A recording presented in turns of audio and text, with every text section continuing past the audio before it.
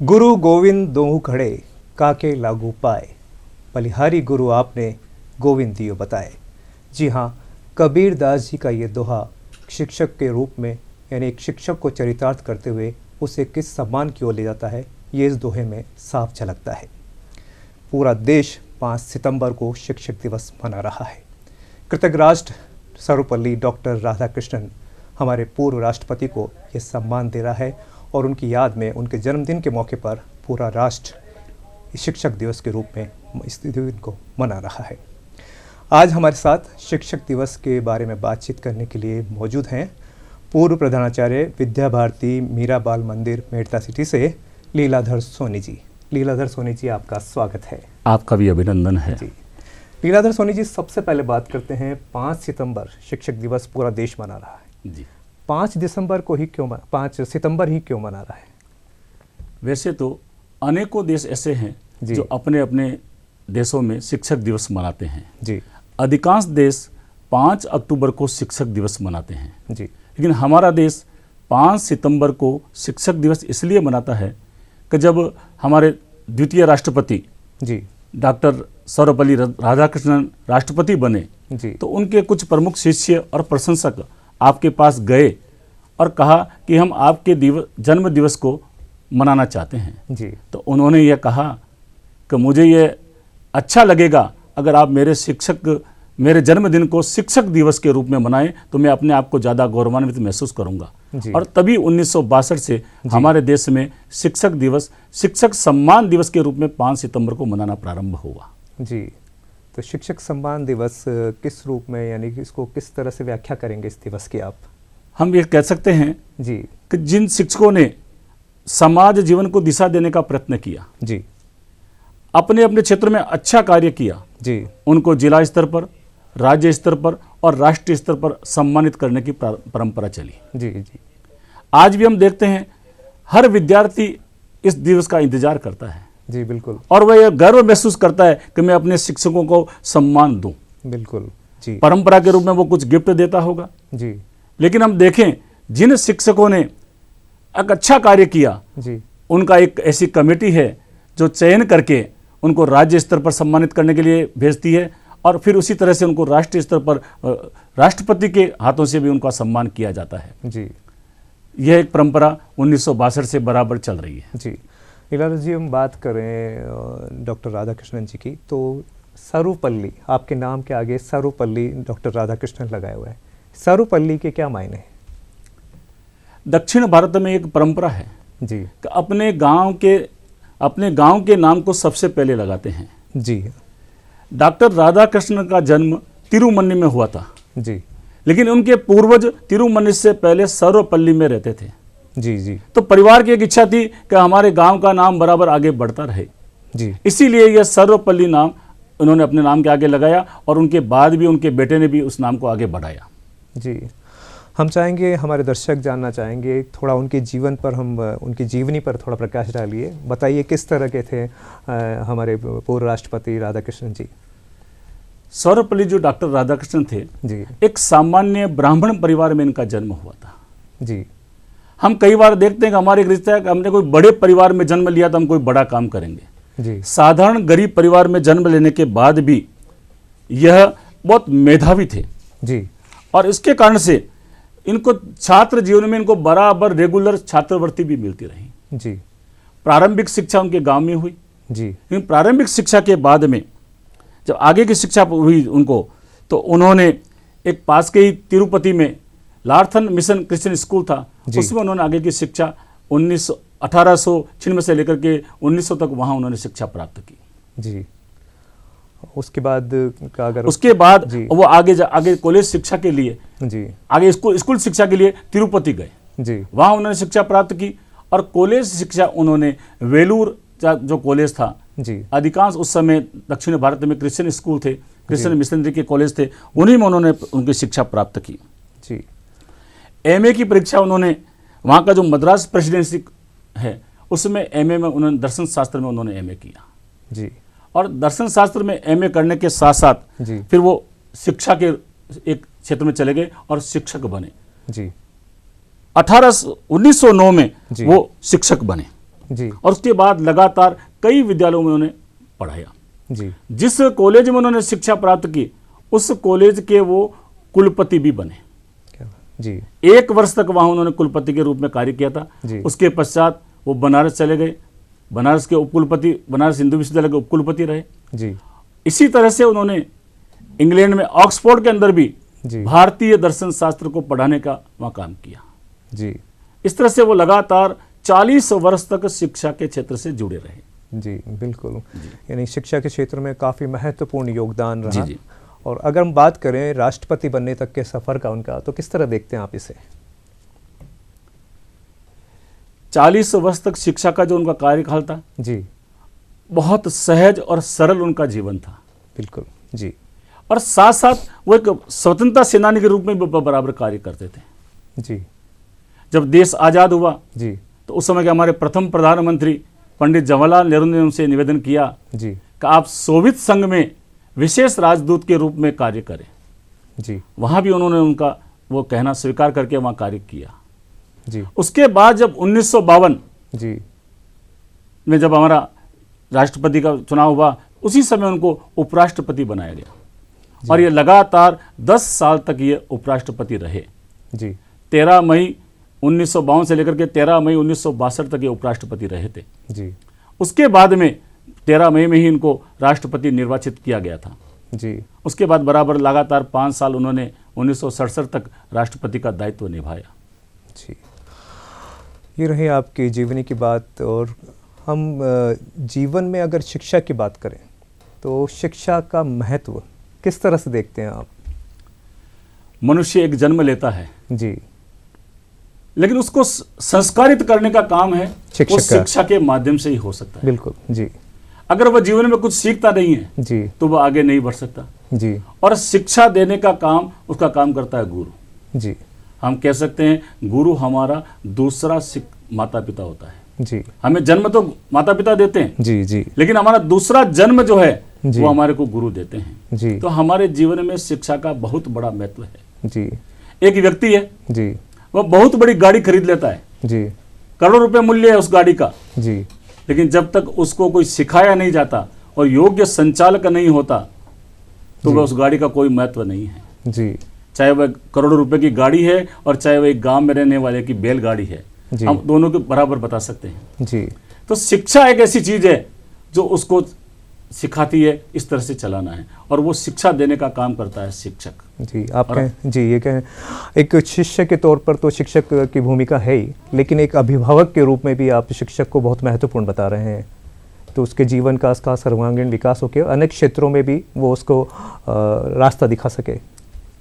शिक्षा वास्तव में वही है जो जीवन का सर्वांगीण विकास करे। बिल्कुल। आज हम देखते हैं शिक्षा के माध्यम से हमको केवल जानकारियां प्राप्त हो रही है। जी मैं अभी कुछ दिन पहले एक जैन मुनि का प्रवचन YouTube पे सुन रहा था। जी उन्होंने अपने जीवन का एक उदाहरण बताया। उदाहरण बताते हुए उन्होंने कहा 50 साल पहले, आज वो आचार्य है, उन्होंने उदाहरण बताया कि मुझे एक मेरी कक्षा में कक्षा 2-3 की बात थी उनके, जी एक विद्यार्थी ने प्रश्न किया 2 और 2 गुरुजी 4 क्यों होते हैं? जी 2 और 2 3 क्यों नहीं होते? 2 और 2 5 क्यों नहीं होते? जी प्रश्न बहुत सामान्य है जी लेकिन उस समय जो गुरुजी ने उनको उत्तर दिया वह उत्तर बहुत असामान्य था। उन्होंने कहा जब तुम बड़े हो जाओगे, जी जीवन में कहीं जाओगे जी और तुम्हें किसी गरीब को कोई चीज वापस देनी है, जी तुम 2 और 2 करके उसको 3 नहीं दो, इसलिए वो 4 होते हैं। जी इसी तरह से तुम्हें कोई चीज किसी से प्राप्त करनी है और 2 और 2 तुम उससे 5 नहीं लो, इसलिए 2 और 2 4 होते हैं। प्रश्न गणित का था जी उन्होंने उस गणित के प्रश्न के माध्यम से जीवन में नैतिक शिक्षा का भी संचार किया। जी एक बराबरी की कैसा रहती, बराबरी कैसी रहनी। जी जी जी ये एक सामान्य प्रक्रिया, यह करता है शिक्षक जीवन में परिवर्तन लाने का काम। जी केवल अंक ज्ञान नहीं देना, 2 और 2 4 नहीं देना, उसके साथ में उसको नैतिक शिक्षा भी दे दी। कभी हमें जब किसी से लेना है तो हम बराबर लें और देना है तो किसी को बराबर दें, इसलिए 2 और 2 4 होते हैं। यह परिवर्तन लाने का काम एक शिक्षक करता है। जी तो गुरु के महत्व को क्या कहेंगे आप? किस तरह से महत्व इसका दर्शाएंगे कि गुरु का महत्व कैसा है, क्या है गुरु? आपने शुरुआत की थी जी कबीर जी के दोहे से, बिल्कुल। और हमारी भारतीय संस्कृति में तो कहा गया है कि गुरुर ब्रह्मा गुरुर विष्णु गुरुर देवो महेश्वर, गुरु साक्षात परब्रह्म तस्मै श्री गुरुवे नमः। जी आज जो हमारे जीवन में, मैं स्वयं कह सकता हूं, मेरे जीवन में जो मुझे परिवर्तन नजर आता है, जिन प्राथमिक शिक्षा में मेरे गुरुओं ने जो मुझे शिक्षा दी, जी उस शिक्षा को मैंने अपने जीवन में अपनाया, तब मैं आगे बढ़ा। जी और मैं आज इस शिक्षक दिवस के अवसर पर मैं अपने उन गुरुओं को निश्चित रूप से नमन करना चाहूंगा, करता हूं नमन, जी कि जिन्होंने मुझे इस योग्य बनाया कि मैं आगे बढ़ा। जी हर व्यक्ति के जीवन में, अपने जीवन में गुरु का महत्व है, जी और गुरु कह सकते हैं गुरु एक कुम्हार की तरह होता है।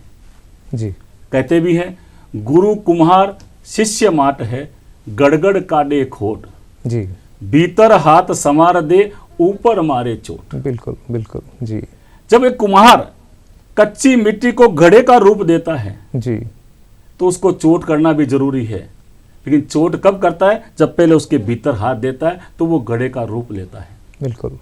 तो एक शिक्षक कच्ची माटी को भी घड़े का रूप दे करके, एक जो बालक उसके पास आता है उसको एक योग्य दिशा दे करके एक सर्वश्रेष्ठ नागरिक बनाने का काम शिक्षक करता है। यह शिक्षक का बहुत बड़ा महत्व है जीवन में, हमारे जीवन में। जी बिल्कुल, बहुत बड़ा महत्व है। लीलाधर जी, समय समय पर हमने देखा है कि शिक्षा के क्षेत्र में परिवर्तन हुए हैं। शुरुआत की बात करें तो गुरुकुल, पाठशालाएं, विद्यालय, और अब डिजिटल का ज़माना आ गया है। क्या कहेंगे जो ये चेंजेस आ रहे हैं इनके बारे में? तो ये सब परिवर्तन युगानुकूल चलते रहेंगे। जी एक युग का था जिस समय गुरुकुल पद्धति चल रही थी, जी और उस गुरुकुल पद्धति एक बहुत श्रेष्ठ पद्धति थी। जी हम पिछला कालखंड देखें तो हमको ध्यान में आता है, हम जब चर्चा करते हैं किसी बुजुर्ग से तो वो कहता है साहब आज़ादी के कालखंड पे अच्छा था, और उससे और तुलना करें तो उससे पहले और अच्छा था। जी मैं अभी शिक्षक दिवस के बारे में जब अध्ययन कर रहा था जी तो इस ध्यान में आ रहा था कि 1835 से पहले जी ये जो अंग्रेज सरकार जो एक्ट लेके आई थी, जी। एजुकेशन एक्ट 1835 में सबसे पहली बार लेकर के आई थी। जी क्योंकि उनको ध्यान में आ गया जब तक हम भारतीय शिक्षा पद्धति को बदलेंगे नहीं तो हम यहाँ के लोगों में परिवर्तन नहीं ला पाएंगे। जी मित्रों, मैं आज सबसे निवेदन करना चाहूंगा, आज का जो हम समय देख रहे जी। हैं, हम सबकी मानसिकता हो गई है हम शिक्षा प्राप्त करके नौकरी प्राप्त करें। जी जबकि हमारे यहाँ तो एक पहले कहावत थी, आज भी गांव में चलती है, सब जगह चलती है, उत्तम कृषि मध्यम व्यापार, जी नीच चाकरी जी और बीक निदान। यानी कृषि को हमेशा उत्तम बताया गया, व्यापार को मध्यम बताया गया, लेकिन आज हमारी शिक्षा पद्धति ऐसी बन गई कि हम केवल शिक्षा प्राप्त करके केवल नौकरी प्राप्त करना चाहते हैं। क्या शिक्षा का यह लक्ष्य है? क्या शिक्षा का लक्ष्य ये कभी नहीं रहा। शिक्षा का लक्ष्य रहा मानव का सर्वांगीण विकास करना। जी हमारा लक्ष्य बनना चाहिए हम नौकरी देने वाले बने। जी और आज जो पद्धति धीरे धीरे परिवर्तन आया है, अब जैसे कोरोना काल आया, इस कोरोना काल में निश्चित रूप से शिक्षा का रूप परिवर्तन हुआ, लेकिन जैसा हम चाहते हैं प्रत्यक्ष शिक्षा के माध्यम से जो होना चाहिए, मैं समझता हूं उसमें निश्चित रूप से कमी आती है कि वह हम जितना देना चाहें वह नहीं देते हैं। जब तक हम आंख से आंख मिलाकर के बात नहीं करें, सामने बैठ करके शिक्षा नहीं दें, मैं समझता हूं अगर कई बार ऐसा होता है शिक्षक कुछ भी न बोले और सामने बैठा है उसके व्यवहार से भी हम शिक्षा प्राप्त कर सकते हैं। परिवर्तन तो निश्चित रूप से आएगा, युगानुकूल हमें परिवर्तन करना होगा। जी यह परिवर्तन आज के लिए आवश्यक भी है, और अब निश्चित रूप से हमको नवीनतम तकनीक के आधार पर हमें परिवर्तन अपनी शिक्षा में लाना ही होगा। जी आपने एक बात कही आत्मनिर्भरता की, यानी आप नौकरी देने वाले बने, नौकरी ना करें। यही बात हमारे प्रधानमंत्री माननीय श्री नरेंद्र मोदी जी ने भी कही है। क्या कहेंगे इस बारे में? मैं समझता हूं जो हमारी प्राचीन भारतीय परंपरा है जी उसी परंपरा को पुनः प्रारंभ करने का काम किया है। हम सब जानते हैं भारत विश्व गुरु कहलाता था। जी हमें जो आज इतिहास पिछले 200 वर्षों में जो पढ़ाया गया वह अधूरा और आधा इतिहास पढ़ाया गया। हमें यह पढ़ाया गया भारत ने कोलंबस ने भारत को खोजा।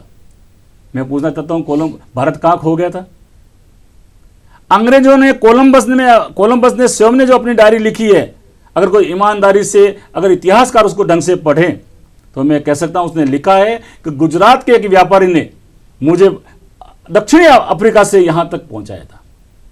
आप कोई कहते साहब गुजरात का वह व्यापारी था तो वह गुजरात क्यों नहीं गया, उसको वहां कोलंबो क्यों ले गया जी। तो निश्चित रूप से उसको वहां से व्यापार करना था, इसलिए वो दक्षिण भारत पहुंचा था जी। अगर उस समय कोलंबो उस समय भारत का ही हिस्सा था, जब 1498 में जब कोलंबस भारत आया था, अगर वहां उसको ले जाना होता तो वो भरूच ले जा सकता था अपने, वहां भी उसके जलयान जाते थे। और कोलंबस ने अपनी डायरी में यह भी लिखा है कि मेरे पास जो जहाज थे उससे अधिक तकनीक वाले जहाज उस गुजराती कान्हा भाई के पास थे। हमारा ज्ञान विज्ञान बहुत उत्तम था, लेकिन हमें जो इतिहास के माध्यम से पढ़ाया गया और उसके कारण से हम एक नौकरी की ओर आगे बढ़ गए। अब जो हमारे प्रधानमंत्री ने जो नवीनतम शिक्षा पद्धति लागू करने का जो निश्चय किया है, उस शिक्षा पद्धति के माध्यम से मूल भारतीय संस्कारों को पुनः जोड़ने का प्रयत्न इस शिक्षा नीति में निश्चित रूप से होगा। जी, शिक्षा नीति की बात की तो भी हाल ही में नई शिक्षा नीति की भी घोषणा की गई है सरकार के द्वारा। जी, क्या कहेंगे इस बारे में, किस तरह की शिक्षा नीति है और आगे चलकर किस तरह से देश को इससे फायदा होने वाला है? देश आज़ाद हुआ 1947 में जी। हमारी जो प्रथम शिक्षा नीति बनी वह 1968 में बनी जी। कोठारी आयोग बना था जी। 1964 से लेकर के 66 तक उन्होंने अध्ययन किया और उसके बाद 1968 में वह शिक्षा नीति लागू की गई। जी। उस समय भी क्षेत्रीय भाषाओं को प्राथमिकता देने का तय किया गया था। जी। लेकिन मैंने पहले ही आपसे निवेदन किया कि हम गुलामी की मानसिकता में जी रहे थे। जी। हम भौतिक रूप से स्वतंत्र हो गए लेकिन मानसिक स्वतंत्र नहीं हुए, तो जो अंग्रेजी की जो पद्धति थी हम उसी को आगे बढ़ाते गए। जी। तो हमने उस शिक्षा पद्धति में 10+1+3 की योजना बनाई थी। जी। 68 में यानी 21 साल बाद हम वो शिक्षा नीति लेके आए थे, लेकिन पूर्ण रूप से वह भी भारतीय संस्कारों पर आधारित नहीं थी। शिक्षा नीति वो बन गई, उसमें अनेकों प्रकार की कमियां रही। उसके पश्चात 18 वर्ष पश्चात जी, जब राजीव गांधी देश के प्रधानमंत्री थे उस समय द्वितीय शिक्षा पद्धति लागू की गई। जी। उस शिक्षा पद्धति में कई बातें अच्छी थी, लेकिन फिर भी वह देश को पूर्ण रूप से नहीं जोड़ पा रही थी। आज हम जो देश में नवोदय विद्यालय देखते हैं वह उसी शिक्षा योजना का हिस्सा था। जी। प्रथम शिक्षा पद्धति बनी, उसमें शिक्षा नीति बना दी, लेकिन कार्यान्वयन कैसे होगा यह नहीं किया गया था। जी। द्वितीय योजना में कार्यान्वयन को जोड़ा गया। जी। और उसके लिए संसाधन क्या होंगे यह भी जोड़ा गया। जी। लेकिन उसमें भी कुछ कमियां थी। 1992 में कुछ सुधार किया गया था, लेकिन उसको हम शिक्षा नीति लागू नहीं कह सकते हैं। अभी हमारे प्रधानमंत्री जो है माननीय नरेंद्र भाई मोदी ने जी 29 जुलाई 2020 को नई शिक्षा नीति स्वीकृत की है। जी। और यह शिक्षा नीति हमारे जो इसरो के पूर्व अध्यक्ष थे के कस्तूरी रंगन जी, उनकी अध्यक्षता में यह कमेटी बनी। जी। और यह मैं कह सकता हूं यह पहली बार हुआ। 17 जनवरी 2015 को जी तत्कालीन मानव संसाधन मंत्री थी स्मृति ईरानी जी, और स्मृति ईरानी जी ने उस समय कॉन्फ्रेंस की और उस कॉन्फ्रेंस के माध्यम से कहा यह 33 बिंदु है, इन बिंदुओं के आधार पर हम नवीनतम शिक्षा पद्धति लाने का प्रयत्न करेंगे जी। और लगातार 5 वर्ष जी गहन चिंतन करने के बाद जी, और मैं तो कह सकता हूं अगर जब लोग इतिहास लिखेंगे यह एक विश्व रिकॉर्ड बनेगा। इस नवीनतम शिक्षा नीति के बारे में देश की लगभग 2.5 लाख पंचायतों में इसके बारे में विचार विमर्श हुआ जी। जो शिक्षाविद है उनके साथ विचार विमर्श हुआ जी। जो शिक्षक है, अभिभावक है, छात्र है, इन सबके साथ सर्वाधिक विचार विमर्श के बाद यह नवीनतम शिक्षा पद्धति 2020 29 जुलाई को हमारे प्रधानमंत्री ने स्वीकृत की कैबिनेट के मीटिंग में जी। और यह निश्चित रूप से आगामी 2 साल में पूर्ण रूप से देश में लागू हो जाएगी जी। क्या चीज़ें आप देखते हैं नई शिक्षा नीति में, क्योंकि एक शुरुआती तौर पे जो एक बात आती है वो है कि स्थानीय भाषाएं पर जोर दिया गया है, इसमें और भी कई हैं, क्या कहेंगे इसको किस तरह से जोड़ा जाएगा स्थानीय स्तर पर? मुख्य रूप से स्कूली शिक्षा में बहुत बड़ा परिवर्तन इस नवीन शिक्षा नीति के द्वारा तय किया गया है जी। जिसमें सबसे महत्वपूर्ण बात होगी मातृभाषा को प्रधानता देना। बिल्कुल। हम देखते हैं आज अंग्रेजी माध्यम के लोग भाग रहे हैं जी। 2011 में हमारी जनसंख्या की गणना हुई और हम जनसंख्या की गणना में हम लिखाते हैं कि मेरी मातृभाषा कौन सी है या मैं कौन सी भाषा को जानता हूं जी। हम सबको आश्चर्य होगा, केवल मात्र 12% लोगों ने अपनी भाषा अंग्रेजी लिखाई है, शेष सब ने अपनी मातृभाषा भारतीय भाषाओं को लिखाया है जी। ये नवीनतम शिक्षा नीति उन सारी भारतीय भाषा यानी 88% लोगों के प्रतिनिधित्व करते हुए जी 12% ने लिखा दिया कि मैं अंग्रेजी भाषा जानता हूं, लेकिन वो कितना जानते हैं आप और हम सब समझते हैं इस बात को जी। इसी मूल भावना को 88% जनता की भावना को ध्यान में रखते हुए भारतीय भाषाओं को प्राथमिक शिक्षा में विशेष रूप से जी प्राथमिक शिक्षण भारतीय भाषा में उसकी मातृभाषा में होना चाहिए जी। हम सब जानते हैं भारतीय भाषा का अपना कितना महत्व है जी अपनी मातृभाषा का कितना महत्व है। बालक जल्दी से पूरी बात समझ लेता है। जी। हम उसको अन्य भाषा समझाएंगे उस प्राथमिक भाषा के शिक्षण के समय तो वह उतना ज्ञान प्राप्त नहीं कर पाएगा। और हमारे जो शिक्षाविद कहते हैं बालक का जो सर्वाधिक विकास होता है वह विकास होता है 10 वर्ष की उम्र तक, और वह उम्र वो होती है प्राथमिक शिक्षा की। और जब उसी ऊपर हम अन्य भाषाएं थोपते हैं तो वह निश्चित रूप से वह अपने आप को पिछड़ा महसूस करेगा, वह अपनी बात नहीं कह पाएगा जी। हमारे अनेक लोग कहते हैं कि साहब आप ग्रामर नहीं सिखा पाओगे तो कैसे होगा जी। मैं एक छोटे से परिवार में जानता हूं, मेरा एक छोटा सा पोता है, अब वो अपने आप बोलता है मैं खेलूंगा, वो कभी नहीं बोलता मैं खेलूंगी जी। अब उसको 3.5 साल के बालक को किसने ग्रामर सिखाया जी। तो बालक धीरे धीरे अपने परिवेश से सब बातें सीखता है और मातृभाषा में हम जितना उसको ज्ञान देंगे, और ये सबसे बड़ा परिवर्तन इस शिक्षा में किया गया है जी। एक महत्वपूर्ण एक जो जानकारी, क्योंकि आज देखिए अंग्रेजी का वर्चस्व पूरे विश्व में, भारत विश्व गुरु बनने की ओर अग्रसर है, विश्व गुरु बनने की ओर कदम बढ़ा चुका है।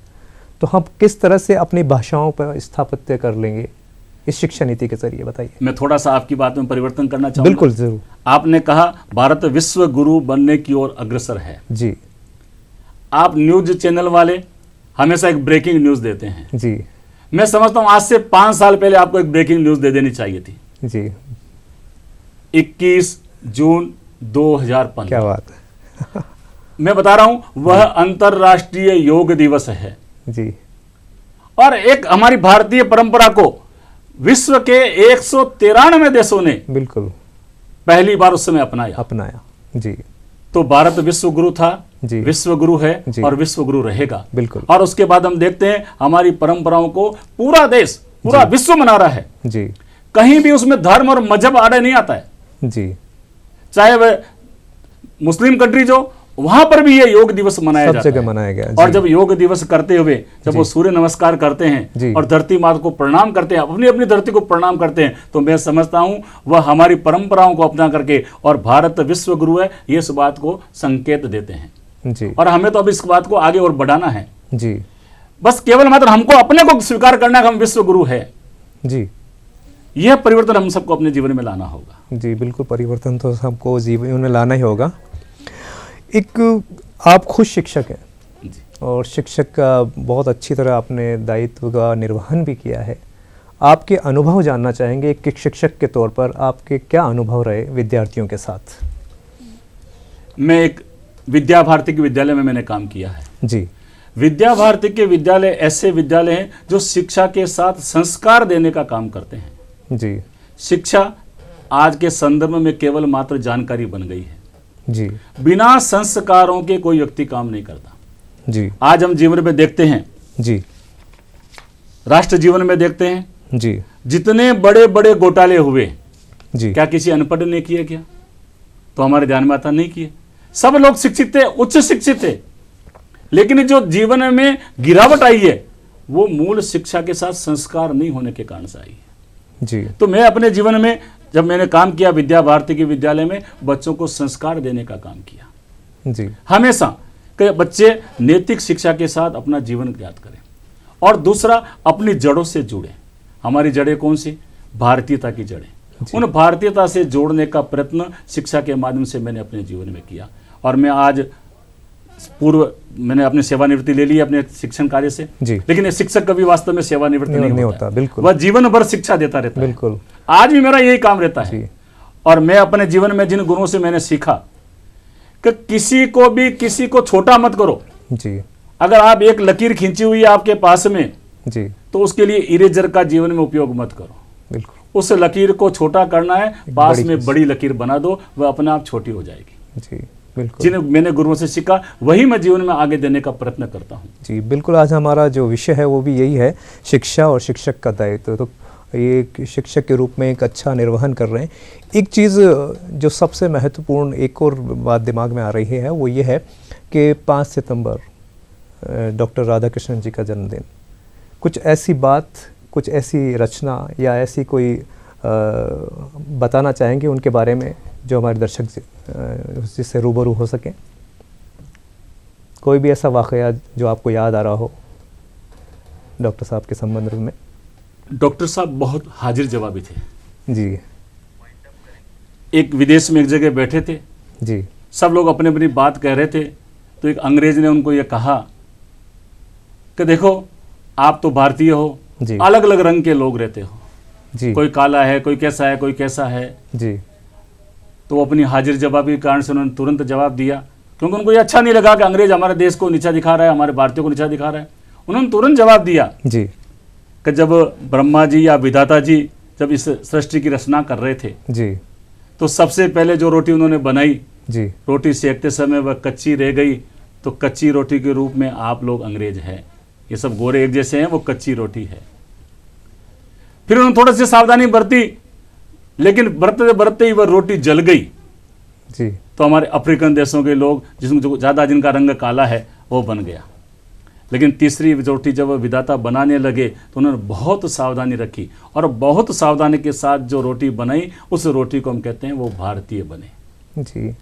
ये जो रंग रूप हमारी एक जैसी ये भिन्नता है वह सावधानी के कारण से है, हम किसी कारण से नीचे नहीं है। ऐसे हाजिर जवाबी थे हमारे डॉक्टर राधा जी। एक मजाक के लहजे में उन्होंने जी बिल्कुल मजाक के लहजे में और किसी को न चुभते हुए जी और अपनी बात कह दी कि भारतीय कैसे श्रेष्ठ हैं। जी। तो लीलाधर सोनी जी, आप हमारे स्टूडियो में आपने इस विषय पर चर्चा की, आपका बहुत बहुत धन्यवाद। एक बार पुनः दूरदर्शन राजस्थान के माध्यम से सभी शिक्षकों को शिक्षक दिवस की शुभकामनाएं, दूरदर्शन टीम का हार्दिक आभार और जिन गुरुओं ने मुझे अपने जीवन में शिक्षा दी उनको नमन। जय भारत, जय हिंद।